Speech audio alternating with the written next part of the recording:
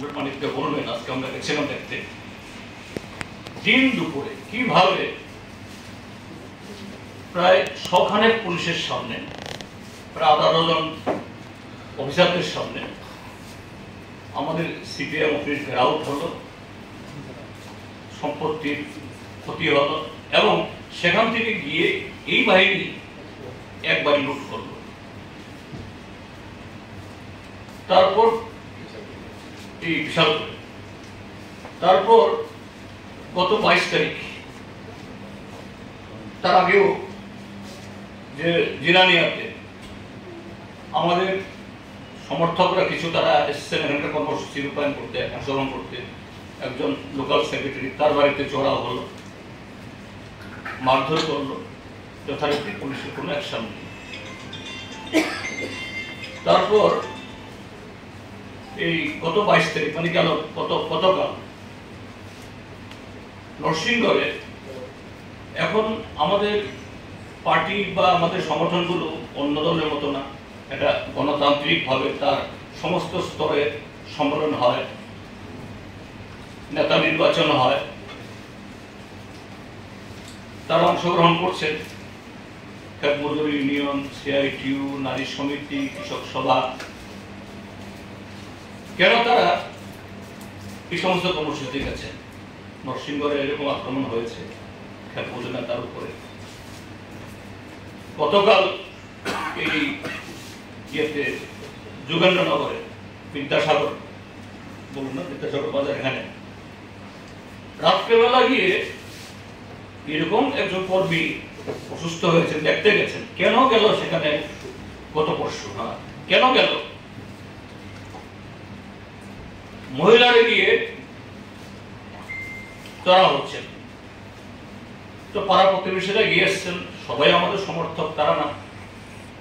পুলিশকে খবর দেওয়ার পর হ্যাঁ পুলিশ গেছেন জায়গাতে, কিন্তু তাদের সামনে আমাদের সমর্থক কেন তার বাড়িতে অসুস্থ হলো দেখতে আসলেন বাইরের লোক, আসতে পারবে না? আজকে বিশাল করে 17 তারিখ ঘটনায় ক্ষতিগ্রস্ত পরিবারকে দেখার পর আমাদের একটা কর্মসূচি ছিল, কমরেড নরেশ জমাতিয়া সহ টাকারজলার কমিউনিটি হলে আমাদের পার্টির 24তম কেন্দ্রীয় সম্মেলনের রিপোর্টিং আমরা করব। আমরা মাত্র রিপোর্টিং শুরু করেছি। শুনেছি যে আমাদের এই প্রোগ্রাম জানাজানি হওয়ার গতকাল থাকি নাকি সেখানকার স্থানীয় বিধায়ক এবং তার সহযোগীরা নিষেধ করছেন, না আজকে মিটিংয়ে যাওয়া যাবে না। তো তারা ভাবেছে কি আছে, বলেছে হয়তোবা এটুকুর মধ্যে সীমাবদ্ধ থাকবে। আজকে যখন আমি আলোচনা শুরু করেছি তার মাঝামাঝি সময়তে উপস্থিত, সংখ্যায় খুব বেশি হবে না, বেশি না, 15 থেকে 16 জন, এবং পুলিশ তার থেকে 3 গুণ, মুখে সবার নিতে কালো মাস্ক লাগানো। এখানে মিটিং করা যাবে না। ব্যাপারটা আমরা মিটিং তো আমরা তো মাইক লাগিয়ে করছি না, আমরা করবার সভা। অন্যায় কিছু তো কাজ করছে, অন্যায় কাজ করলে পুলিশ তো আমাদেরকে করতে দেবেন না। সেখানে কতক্ষণ বাদে পুলিশ বলছেন স্যার আপনারা চলে গেলে ভালো হয়। আরে কেন চলে যাবো? আমরা কি অন্যায় করছি? কিন্তু যেরকম ভাবে উপর্যুপরি করে হামলা শুরু করলো, আমরা ঠিক করলাম যে না, মিটিং সংক্ষিপ্ত করে, আমাদের মিটিং আমরা করেছি, মিটিং করিনি দেখুন না, আমরা ফিরে আসি। কিন্তু মিটিং অংশগ্রহণকারী আমাদের 7 নারী পুলিশকে তারা রাস্তার ইয়েতে আটকে পুলিশের সামনে পেটাল। পুলিশ যথারীতি এই 15-16 জন সমাজ বিরোধী কাউকে একটু মানে ইয়ে করে না, তুমি এটা করো না, বা একটা ব্যাসকে উঠে দিল না, কোথায় গেছে। এবং তার কারণ আমরাও বলছি যে শাসক দলের দুর্বলতা, জনবিচ্ছিন্নতা, এই অপদার্থতার কারণে, স্বজন পোষণ দুর্নীতির কারণে এটা মুষ্টিমেয় লোকের হাতে চলে আসছে গোটা প্রশাসন, গোটা রাজ্যের মানুষের জীবন, সম্পত্তি, জীবিকা সবকিছু মাথাকে। এবং কেন চালান চালাতে গত কদিন আগে একটা খবর উঠেছে, কিন্তু কোন বিধায়ক, কোন নেতা আমরা আসলে এখনো জানি না, কারণ এটা জাস্ট পাবলিকলি উঠেছে সোশ্যাল মিডিয়াতে। একজন বিধায়কের স্ত্রী, জম্পুজলার তো টাকার জলার বিধায়ক আছে, জম্পুজলার বিধায়ক আছে, বা অন্য কোনো কনস্টিটিউয়েন্সির বিশালগড় মহকুমার বিধায়ক হতে পারে না, নাকি ব্যাংকে ৭৪ লক্ষ টাকা জমা দিতে গেছে।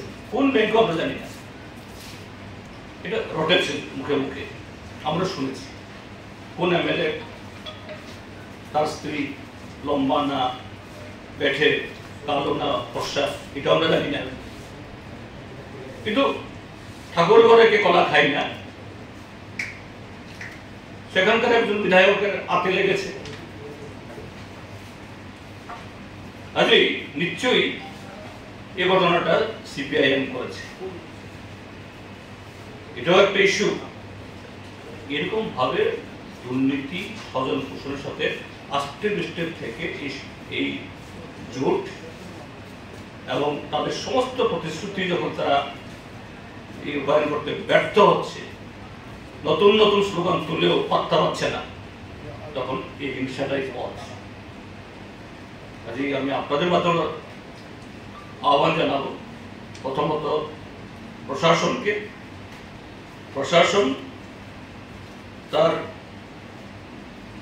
যে কি বলে সাংবিধানিক দায়িত্ব পালন করুন, আর শাসককে অনুরোধ করব, এইভাবে যদি গণতান্ত্রিক অবস্থার জবনিত করাতে চান, তার শিকার শুধু বিরোধী দল সিপিআইএম, কংগ্রেস, অন্যরা হবে না, তার শিকার আপনারাও হবেন। এই রাজ্যের মানুষ যখন পুলিশের কাছ থেকে কোনো সাহায্য না পেয়ে, তার সাংবিধানিক অধিকার প্রতিষ্ঠিত করতে না পেরে যখন রাস্তায় নামবে, তখন কেউ রেহাই পাবে। এটাই হলো, এটা বলার জন্য আজকে আমরা দেখেছি। বাকি আচ্ছা, একটা বিষয়, এই যে হামলা হুজ্জতির কথাগুলো আপনি বললেন এতক্ষণ, এই বিষয়টা নিয়ে আপনি মুখ্যমন্ত্রীকে কোনো চিঠি বা ফোন করা বা পুলিশের মহানির্দেশকের কাছে কোনো এই বিষয়গুলো নিয়ে কথা বলা? মহানির্দেশকের সাথে তো প্রায় দুদিন বাদে বাদেই কথা হচ্ছে। আমি গতকালও কথা বলেছি, গতকাল রামকর সাহেব, যে আমি আশা করেছিলাম যে আপনি এসে একটা শক্ত ভূমিকা নেবেন, আমাদের ফেলার না। আমি উল্লেখ করেছি এই বিশালগড়ের কথা, যোগেন্দ্রনগরে যে রাত্রেবেলা 12টায় এক মহিলা পা ভেঙে দিয়েছে, নৃশংসভাবে পিটিয়েছে আরো একজন মহিলাকেও। তারপরে এই নরসিংহের ঘটনাও তিনি ডিফেন্ড করেন, আমি দেখছি। কাজে আর আপনাদের মাধ্যমে বলা তো মুখ্যমন্ত্রীর কাছে বলা, কারণ মুখ্যমন্ত্রী আমাদের বক্তব্য শুনেন দেখেই তো বলেন যে না, এগুলো করতে দেব না। আমি এই কি বলে নিবু মাফিয়াকে, তাদের সাথে কোনো রকমের টলারেন্স নেই। এটা আমি বলবোই জায়গাতে মুখ্যমন্ত্রীকে, নিবু মাফিয়া তাদের তো দোষ নেই সেরকম ভাবে, এরা তো ক্রিয়া না, দাবার গুটি। দাবার গুটি কাকে রক্ষা করার জন্য চলে? রাজা মন্ত্রী। কাজে তার যে সেন্টার পয়েন্ট, তাদেরকে যদি কন্ট্রোল না করা হয়, তারা যদি সমঝোতা না হন, গুটি কি করবে? মুখ্যমন্ত্রী তো বলছে যে ল অ্যান্ড অর্ডার খুব ভালো। বললাম তো, ল অ্যান্ড অর্ডার ভালো করতে গেলে পরে তার ডাইনে বামে যারা বসেন তাদেরকে সমঝোতা করুন। সারা জীবন দেখছে। কাজে ওনার বক্তব্য তিনি বলে যাচ্ছেন, কিন্তু কেউ সে বক্তব্য গ্রহণ করছে না। স্যার, দেখা গেছে এডিসিতে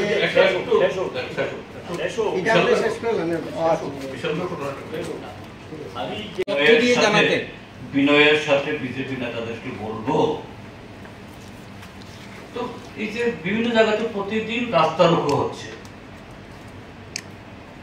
জলের জন্য, কাজের জন্য, কাজ করে মজুরি না পাওয়ার জন্য, দয়া করে তাদেরকে কি কথাগুলো বলুন না। ঠিক আছে, সিপিএম বলেছে, সিপিএম কে আপনারা ইয়ে করুন, নস্যাৎ করুন।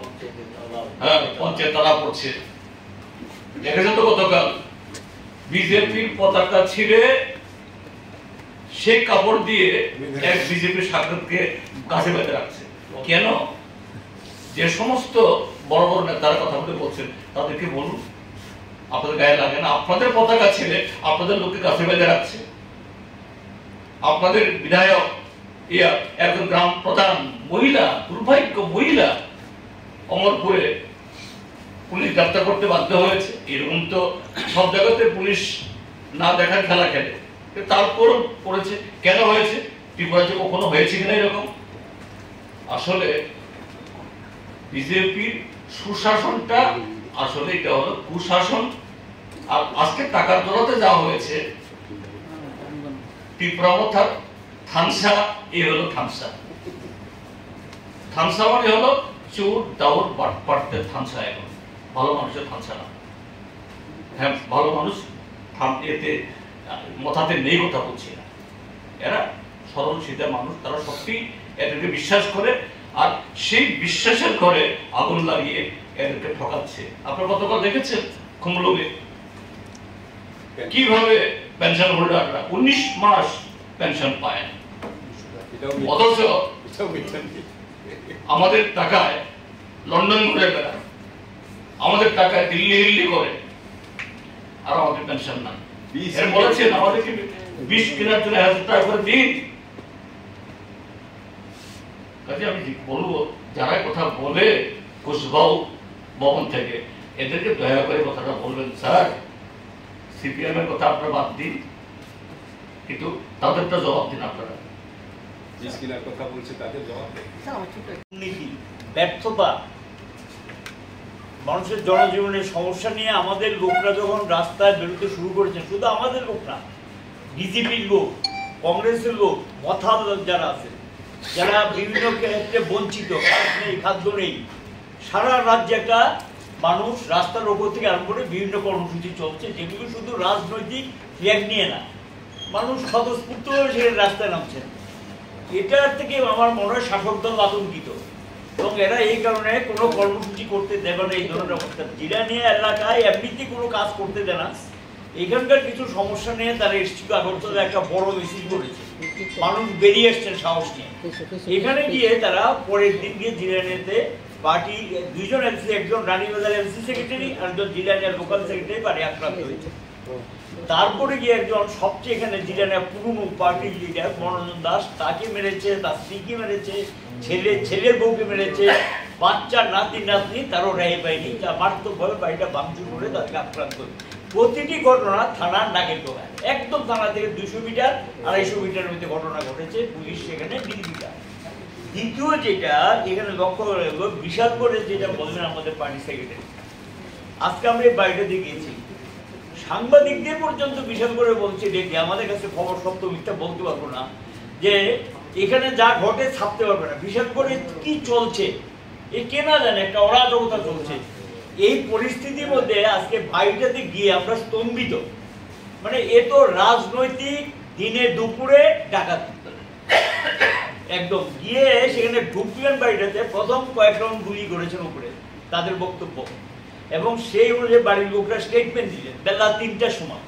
ঢুকে বাড়িটা কোনো কিছু রাখেনি, তারপর গাড়ি ভর্তি করে সমস্ত জিনিস তুলে নিয়ে এসছেন, স্বর্ণালঙ্কার থেকে শুরু করে সমস্ত জিনিস যা প্রয়োজনীয় সামগ্রী তুলে নিয়ে এসছেন, জুতা পর্যন্ত। এবং এই বাড়ির শিক্ষিকা মহিলা যাদেরকে পড়িয়েছেন তিনি, এই মহিলা বাধা দিতে গিয়ে উনি আক্রান্ত হয়েছেন, ওনাকেও শারীরিকভাবে সেখানে নির্যাতন করা হয়েছে। এবং এই পরিস্থিতি এগুলো পুলিশ জানেন, পুলিশকে জানানো হচ্ছে, কোনো ব্যবস্থা নিলেন না, এবং এটা বাড়িটাতে না গেলে যে কি চলছে রাজ্যটা নিয়ে বোঝার কোনো সুবিধা নেই। আজকে গিয়ে আমরা স্তম্ভিত, কি করে দিন দুপুরে প্রকাশ্য, এবং দুই দিক থেকে প্রথম কি করেছে, রাস্তাটা আপনারা জানেন বিশাল করে এসডিও অফিসের সঙ্গে দিয়ে একটা রাস্তা বক্সনগর দিয়ে গেছে, একদম রাস্তা সঙ্গে বাড়ি, প্রথম দুই দিকে 2টি গাড়ি দিয়ে রাস্তাটা ব্লক করে দিয়েছেন যাতে কেউ না আসতে পারে। তারপর কয়েক রাউন্ড ফায়ার করে বাড়িটাতে ঢুকলেন, ঢুকে তারপরে গিয়ে এই কাজটা করলেন। বাড়ির লোকরা সেই স্টেটমেন্ট আমাদের কাছে দিলেন, তারা সেই বক্তব্য জানাবে, পুলিশও জানে ঘটনা এটা চলছে, সেকেন্ড যেটা আরো মারাত্মক যেটা, যে বিদ্যাসাগর যেটা বললেন আমাদের পার্টি সেক্রেটারি, এ অটো ড্রাইভার এবং auto state committee member, Jogendranagar local committee member Badal Das, Ratan Das ওর বাড়ি হলো বিদ্যাসাগর। এবং বাড়িতে কেন এখানে নারী সমিতির একটা মিটিং হয়েছে, এবং এই মিটিং এর জায়গা কেন দিলেন, বাড়িতে গিয়ে সেখানে পিটালেন, পুলিশ গেলেন, সেখানে গিয়ে ইনজুর মহিলা 3 জনকে তুলে এনে জীবিতে পুলিশের চিকিৎসা করেছে। আর অদ্ভুত ঘটনা, সেই বাড়ির একজনকেই এনে থানায় আটকে রাখলেন। কালকে রাত্রে সম্ভবত তাকে ছেড়েছে, রাত্রে 11টার সময় তাকে ছেড়েছে, পাক্কা আটকে রাখলেন তাকে। এবং কোনো আসামি এখানেও গ্রেপ্তার নেই, এবং 2 জন হাসপাতালে ভর্তি মহিলা। তারপরে গিয়ে দেখা গেল যেটা অলঙ্ঘন, নরসিংগড়ের সঙ্গে অলঙ্ঘন, এখানে খ্যাত মজুরের একটা সম্মেলন ছিল। বাড়িতে কেন জায়গায় দিলেন, সেখানে গিয়ে দেখা যায় ওর বাড়ির মালিকের নাম হলো গিয়ে বাদল দাস, এবং এও কিন্তু অটো ড্রাইভার। এবং এই বাড়িটাতে গিয়ে সেখানে ভাঙচুর করলেন এবং জিনিসপত্র তছনছ করলেন, এই ঘটনা।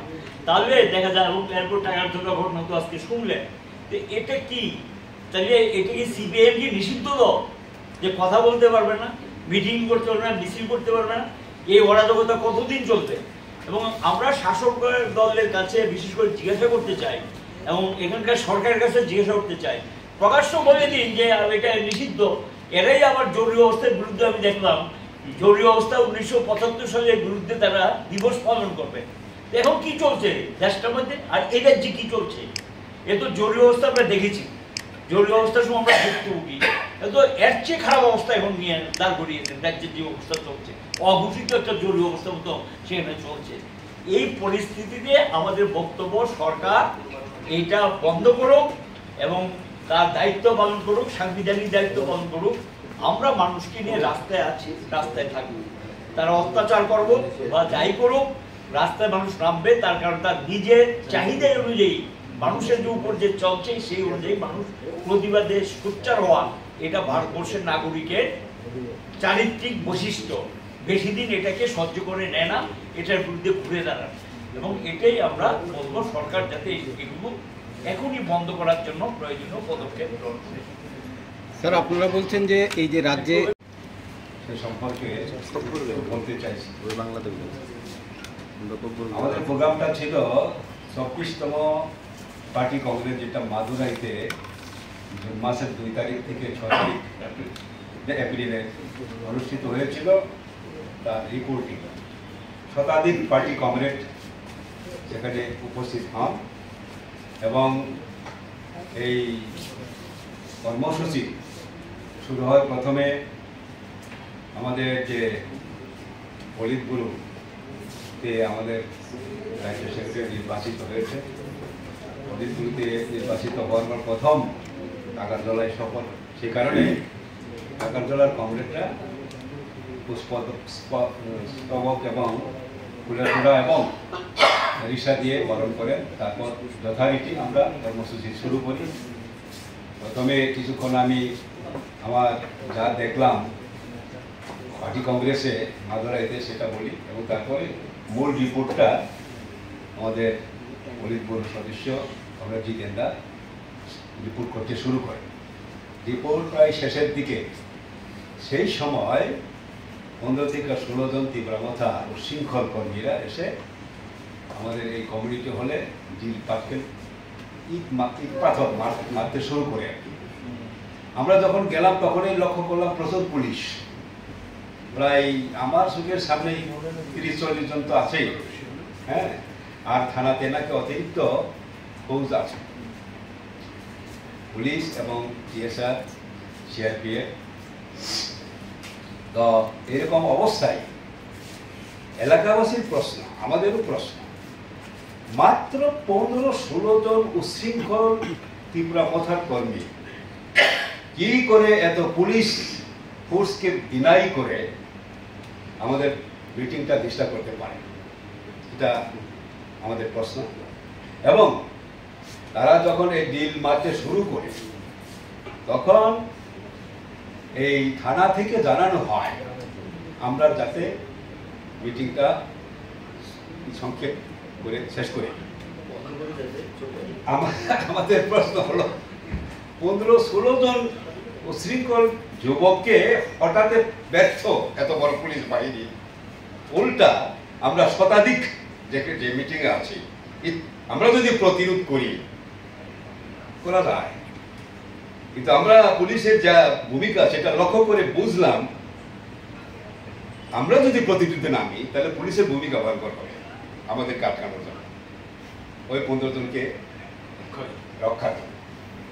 এই 15 জন এত সাহস করে যে এত পুলিশ বাহিনীকে ডিনাই করে আসলো, এটা থানার সঙ্গে এই ছেলেদের আন্ডারস্ট্যান্ডিং না থাকলে হতে পারে না, এটাকে আমরা নিন্দা জানাই।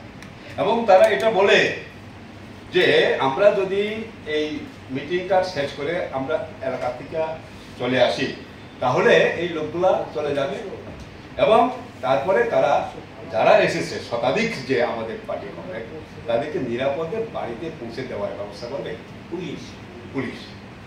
এরপরে আমি ছিলাম, বানুলা ছিলেন, বানুলার সাহা, রতন সাহা ছিলেন, আমরা সবাই চলে আসি, কিন্তু পুলিশ যেভাবে বলেছিলেন সেই কথা রাখে নাই।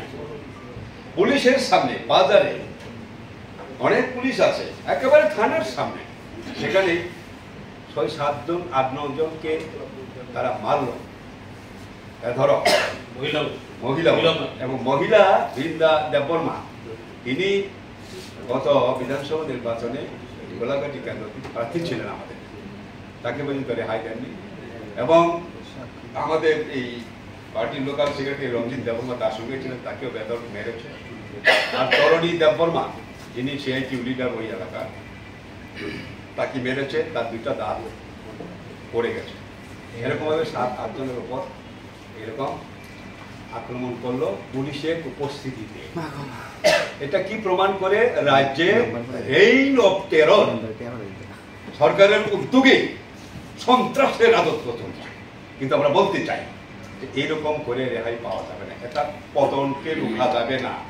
পতন শুরু হয়েছে, মথার মধ্যেও জনবিচ্ছিন্নতা, জনসমর্থন হারানো শুরু হয়েছে, এবং বিজেপির মধ্যে তো আগেই শুরু হয়েছে। মথার মধ্যে আমরা লক্ষ্য করছি কি প্রচন্ড তাদের মধ্যে এই অন্তঃকুণ্ড, কে কতটুকু ক্ষমতার অধিকারী হবে, কে কতটুকু লুণ্ঠন করবে, ভাগ বাটোয়ারা নিয়ে এটা চলছে। এবং আজকে যে ডাকাতজলার যে প্রোগ্রাম আমাদের, সেখানেও এটা স্পষ্ট।